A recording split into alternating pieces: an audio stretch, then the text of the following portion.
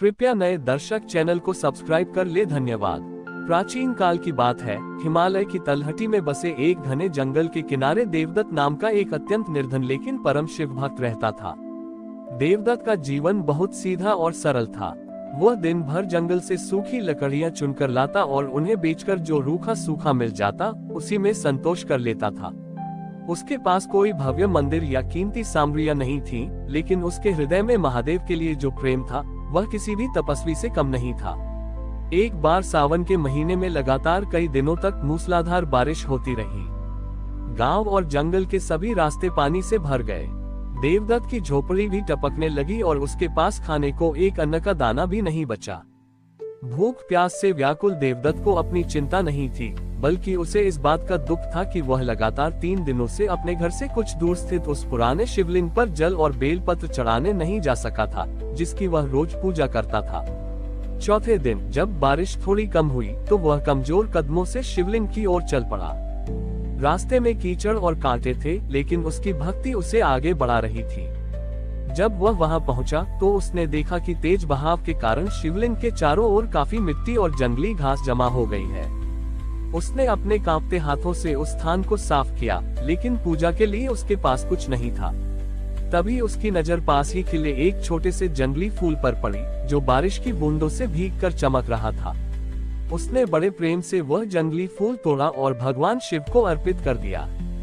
भूख के कारण उसकी आंखों के आगे अंधेरा छाने लगा और वह वहीं शिवलिंग के पास मूर्छित होकर गिर पड़ा। जब देवदत्त की आंख खुली तो वहां का दृश्य पूरी तरह बदल चुका था। वहां न कोई जंगल था और न ही कोई कीचड़। उसके सामने एक दिव्य और अलौकिक प्रकाश फैला हुआ था, जिसके बीच में स्वयं भगवान शिव त्रिशूल और डमरू धारण किए मंद मंद मुस्कुरा रहे थे। महादेव ने अत्यंत मधुर स्वर में कहा कि हे मेरे प्रिय भक्त, लोग मुझे सोने, चांदी और 56 भोग से प्रसन्न करना चाहते हैं, लेकिन तुमने मुझे अपने हृदय के सच्चे प्रेम और उस एक जंगली फूल से जीत लिया है।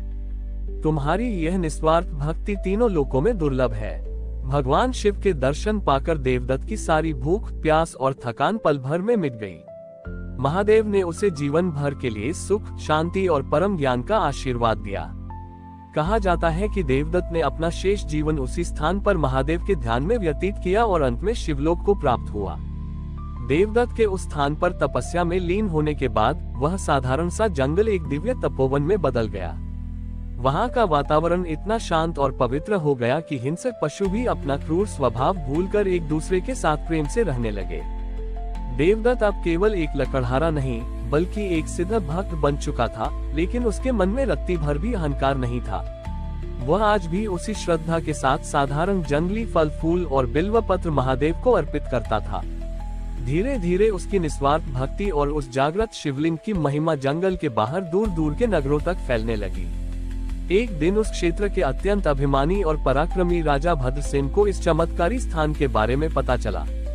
राजा के पास अपार धन दौलत और विशाल साम्राज्य था, लेकिन उसे एक ऐसा असाध्य रोग हो गया था जिसका उपचार बड़े बड़े वैद्य भी नहीं कर पा रहे थे। राजा को लगा कि वह अपने धन और सत्ता के बल पर उस तपस्वी से वरदान खरीद लेगा और महादेव को भी प्रसन्न कर लेगा। अगले ही दिन वह हाथियों, घोड़ों और स्वर्ण मुद्राओं से भरे थालों के साथ पूरे गाजे बाजे के साथ उस घने जंगल की ओर निकल पड़ा। जब राजा भद्रसेन वहां पहुंचा तो उसने देखा कि देवदत्त फटे पुराने वस्त्रों में आंखें बंद किए ध्यान में बैठे हैं। राजा के सैनिकों ने ढोल नगाड़े बजाकर और शोर मचाकर उनके ध्यान को तोड़ने का प्रयास किया। जब देवदत्त ने अपनी आंखें खोली तो राजा ने अहंकार से भरे स्वर में कहा कि हे तपस्वी, मैं इस राज्य का स्वामी हूँ। मैंने सुना है कि तुम्हारे महादेव बहुत शक्तिशाली हैं। यदि वे मेरा ये रोग तुरंत दूर कर दें, तो मैं इस मिट्टी के शिवलिंग को सोने से मढ़वा दूंगा और तुम्हें जीवन भर के लिए अपने खजाने का एक बड़ा हिस्सा दे दूंगा। ये सुनकर देवदत्त के चेहरे पर एक अत्यंत शांत और निर्मल मुस्कान आ गई। उन्होंने बड़ी शालीनता से उत्तर दिया कि हे राजन, मेरे महादेव इस पूरी सृष्टि के स्वामी हैं। उन्हें तुम्हारे इस नश्वर सोने चांदी की कोई आवश्यकता नहीं है। वे तो केवल निर्मल भाव के भूखे हैं। ये जो सोना तुम लाए हो, महादेव की दृष्टि में यह इस जंगल की धूल के समान भी नहीं है। यदि तुम अपनी सत्ता और धन का ये भारी अहंकार छोड़कर सच्चे मन से केवल एक लोटा जल भी उन्हें अर्पित करोगे, तो वे दयानिधि तुम्हारी हर पीड़ा हर लेंगे। राजा को ये बात अपने सम्मान के विरुद्ध लगी।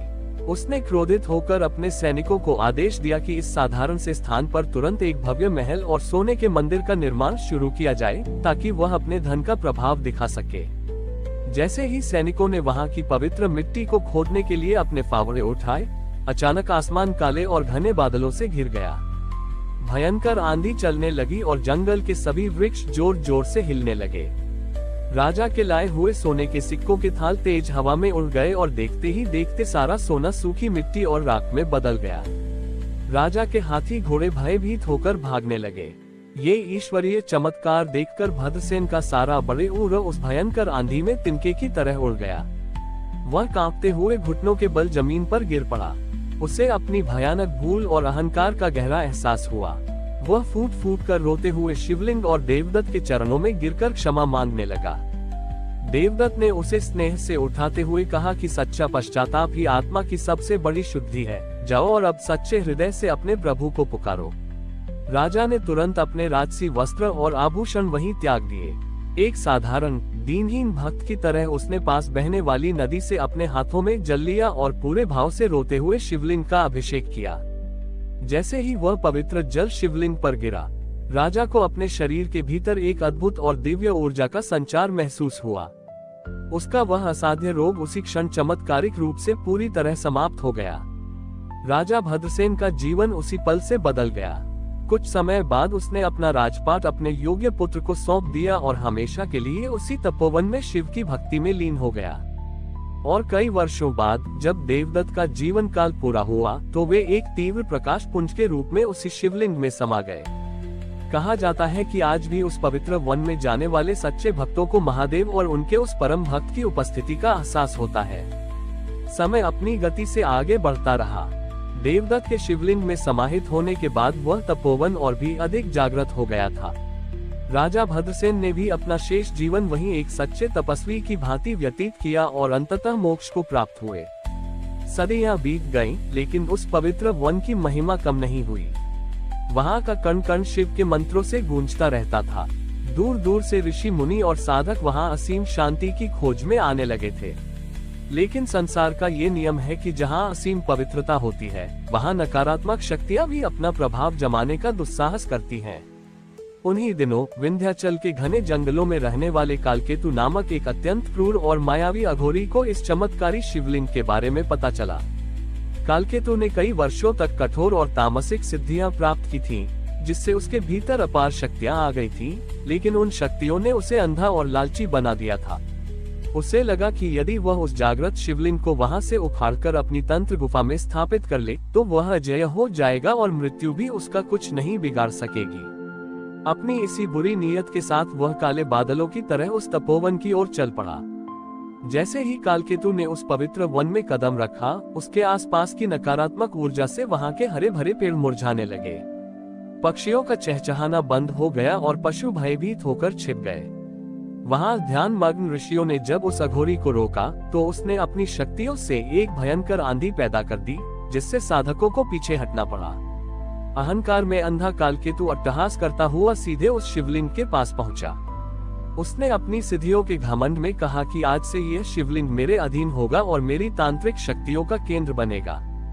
कालकेतु ने अपने मजबूत और जादुई हाथों से शिवलिंग को पकड़कर उखाड़ने का प्रयास किया, लेकिन जैसे ही उसने अपनी ताकत लगाई, वह छोटा सा शिवलिंग पहाड़ की तरह भारी हो गया और उसकी जड़ें पाताल की ओर गहरी होने लगी। कालकेतु ने अपनी सारी मायावी विद्या लगा दी, लेकिन वह शिवलिंग को एक सूत भी नहीं हिला सका। इसके विपरीत शिवलिंग के स्पर्श से उसके हाथों में भयंकर जलन होने लगी, मानो वह साक्षात दहकते हुए अंगारों को पकड़े हुए हो। तभी पूरे तपोवन में डमरू की एक ऐसी तीव्र गर्जना हुई, जिससे धरती कांपने लगी और आसमान में भयानक बिजलियां चमकने लगी। उसी क्षण शिवलिंग से एक अत्यंत तीव्र और अंधा कर देने वाला प्रकाश निकला। उस प्रकाश के बीच महादेव के सबसे रौद्र रूप भगवान कालभैरव प्रकट हुए। उनके नेत्रों से क्रोध की ज्वाला निकल रही थी और उनके हाथ में त्रिशूल चमक रहा था। कालभैरव की मात्र एक दृष्टि पड़ने से कालकेतु की सारी मायावी शक्तियां जलकर राख हो गईं। उसका अहंकार, उसकी ताकत और उसका तांत्रिक ज्ञान पल भर में शून्य हो गया। वह कांपता हुआ औंधे मुंह जमीन पर गिर पड़ा और चीख चीख कर प्राणों की भीख मांगने लगा। भगवान भैरव ने मेघ के समान गरजते हुए कहा कि अज्ञानी, जो संपूर्ण ब्रह्मांड का मूल है, तू उसे अपनी तुच्छ शक्तियों से बांधना चाहता था। ईश्वर ने उसे मृत्युदंड तो नहीं दिया, लेकिन उसकी सारी शक्तियां हमेशा के लिए छीनकर उसे एक शक्तिहीन मनुष्य बना दिया, ताकि वह जीवन भर अपनी भूल का पश्चाताप करते हुए दर दर भटक सके। इसके बाद भगवान भैरव अंतर्धान हो गए और वह तपोवन फिर से अपने पुराने, शांत और दिव्य स्वरूप में लौट आया।